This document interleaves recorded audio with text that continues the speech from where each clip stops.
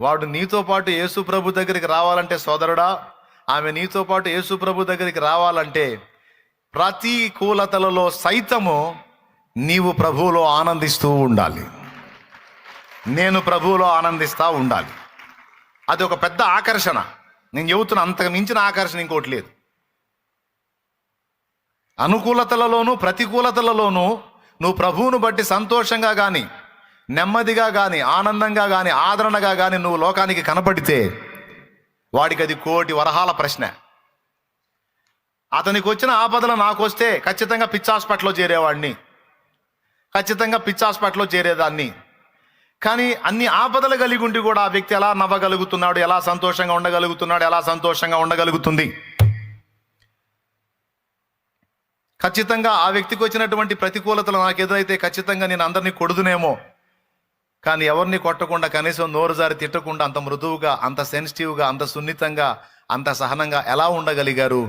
ఇలా ఉండగలిగారంటే ఇది మామూలు శక్తి కాదు, ఇది నిజంగా వారు సేవిస్తున్న దేవుని ద్వారా వాళ్ళకు లభించిన శక్తి అని అన్యజనులకు అర్థమైనప్పుడు, అక్క నీతో పాటు నిన్ను కూడా నువ్వు వెళ్ళే చర్చికి వస్తాను. ఎందుకమ్మా?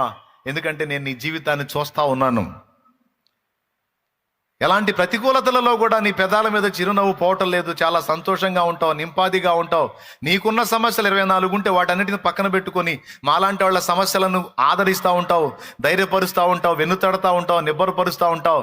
నిజంగా నిన్ను చూస్తుంటే నీ దేవుడు ఎంత గొప్పోడో, ఆయన యందు ఎంత విశ్వాసం ఉందో, నీకు ఎలాంటి శాంతిని ఇవ్వగలిగాడో నాకు అర్థమవుతుంది. ఆ దేవుడు నాకు కావాలా, కానీ నీ వెంటబడి రావాలి. Amen, amen. అలా కాకుండా నువ్వే ఈశ్వరమంట తిరిగితే, అలా కాకుండా నువ్వే ఉసురు మొహం వేసుకొని తిరిగితే, అలా కాకుండా నువ్వే తుమ్మల్లో పొద్దుపడిసే మొహం వేసుకొని తిరిగితే,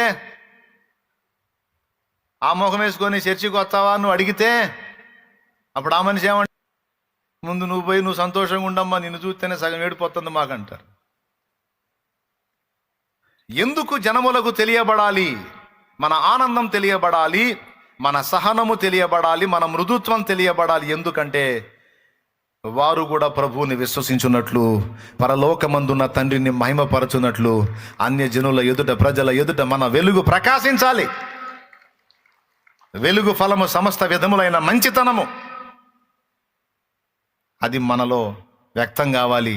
అప్పుడే అన్యజనులు దేవుని తట్టు తిప్పబడతారు. మనం అట్టివారమై ఉండకుండా మనం ఎట్టి మాటలు చెప్పిన ఆత్మలు కదలరు. ఇది వాస్తవిక సత్యం. చెవులు గలవారు విందురుగాక.